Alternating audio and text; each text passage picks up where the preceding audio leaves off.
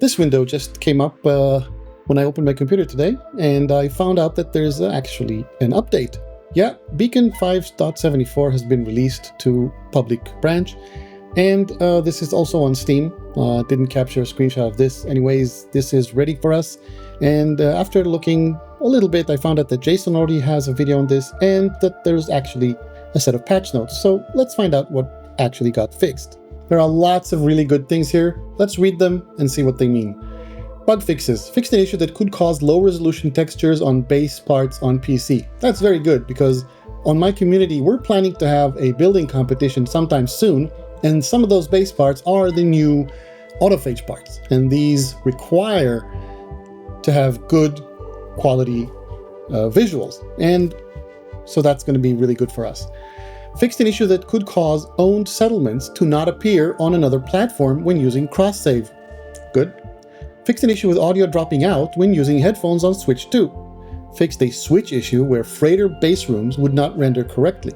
Fixed an issue that could cause Sentinel multi-tools to not appear at Harmonic camps. I've heard so many complaints about this. I mean, we're used to having those Sentinel multi-tools at the Harmonic camps, and suddenly different kinds of multi-tools started to appear there. And even, I think, Captain Steve actually made a comment that maybe this is by design. Anyway, appears that this was considered to be a bug and fixed. That's really good. Fixed a crash that could occur during multiplayer. Well, which one? There were so many problems with multiplayer.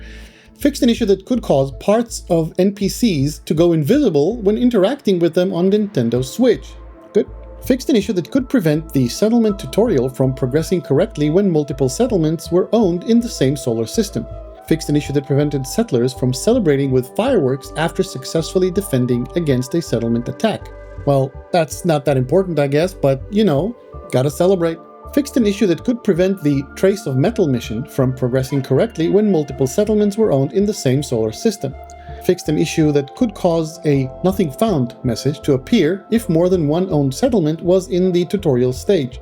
Fixed an issue that caused Sentinel quads to idle instead of attack when spawned at a settlement. Fixed a rare issue that could cause terminals at settlement buildings to be labeled incorrectly. Fixed a rare issue with settlement generation on PS5. Implemented a recovery for players who had traveled a very long distance from the first purple system generated during Instellar Multitudes and had no nearby teleporter destinations to return to. That sounds like a horrible bug, something that could have driven some players away from the game.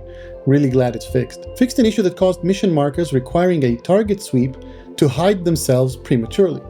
Fixed an issue that caused the horrific flesh helmet's eyeball to render incorrectly.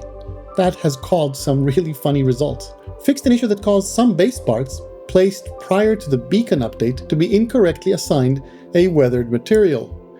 Well, there are so many problems with the weathered and non-weathered material stuff. I don't want to get into this. Fixed an issue that could cause the player to jetpack slightly when closing the build menu on Switch. Fixed some clipped text in the Refiner UI on Switch 2. Fixed an issue that could cause marker icons to be placed incorrectly on Switch 2. Fixed an issue that could cause flickering planetary objects on AMD and Intel GPUs. Come on, this happened to me dozens of times on NVIDIA GPUs, and the fix is probably to disable